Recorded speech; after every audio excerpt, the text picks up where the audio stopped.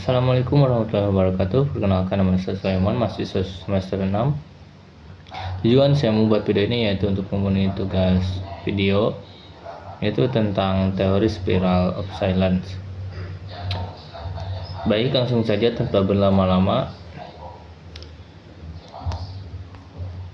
kita akan membedah teori spiral of silence atau spiral keheningan, sebuah teori psikologi sosial legendaris yang dicetuskan oleh Elizabeth Noelle Neumann pada tahun 1974. Teori ini adalah kunci untuk memahami mengapa orang memilih diam ketika berbeda pendapat.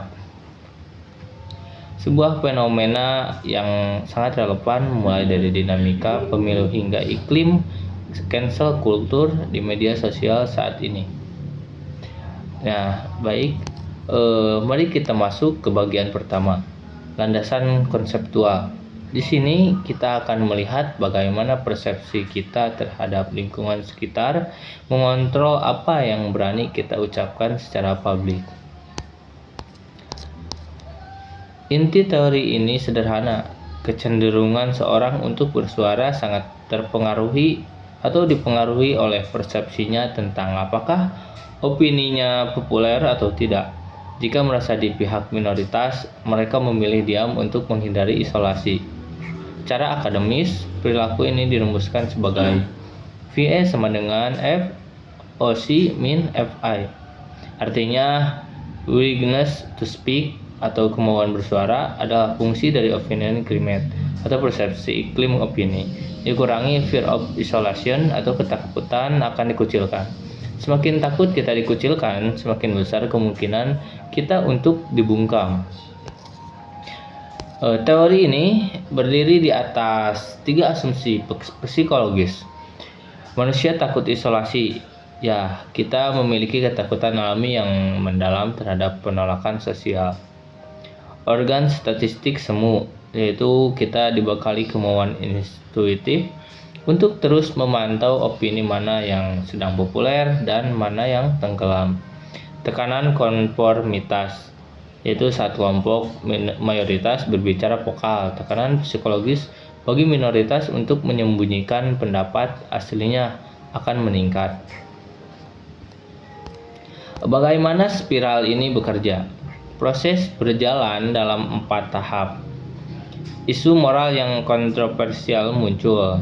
Individu mulai menilai posisi opini mereka. Pihak minoritas mulai menarik diri karena takut dikucilkan, dan akhirnya opini mayoritas tampak mendominasi ruang publik 100% karena tidak ada yang berani membantah. Bahan bakar utama spiral ini adalah media massa. Melalui karakteristik ubisitas atau media ada di mana-mana, akumulasi pesan ulang terus-menerus, dan konsonansi atau keseragaman sudut pandang jurnalis. Media berhasil mendikte persepsi publik mengenai opini yang dianggap mayoritas. Namun, ada 2 kelompok yang kebal terhadap tekanan ini. Yang pertama, the hardcore atau kelompok garis keras yang tidak peduli lagi pada sanksi sosial demi mempertahankan nilai mutlak mereka. Yang kedua yaitu the avant-garde atau para pembaru, seniman dan intelektual visioner yang rela dikucilkan hari ini demi mengubah opini publik di masa depan. Data empiris mendukung hal ini. Motivasi terbesar publik untuk diam adalah ketakutan akan isolasi sosial sebesar 90%, disusul takut akan perundungan sebesar 75%. Ini membuktikan bahwa keputusan untuk berbicara seringkali didorong oleh faktor rasional, bukan rasional. Relasional, bukan rasional. Dalam kehidupan nyata, teori ini bekerja di 3 ranah. Di politik, ia melahirkan fenomena silent majority. Di tempat kerja, rasa takut pada atasan memicu fenomena keputusan kelompok yang cacat atau grafting. Dan di media sosial, ketakutan akan sanksi sosial melahirkan ilusi konsensus palsu.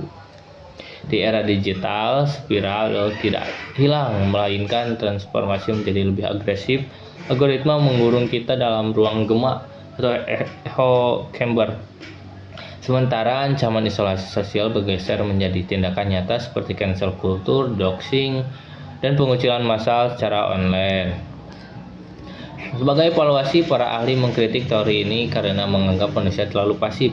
Selain itu, teori ini kurang bekerja pada budaya barat yang individualis dan mengabaikan faktor anomalitas internet yang kini memberi ruang aman bagi kaum minoritas untuk bersuara.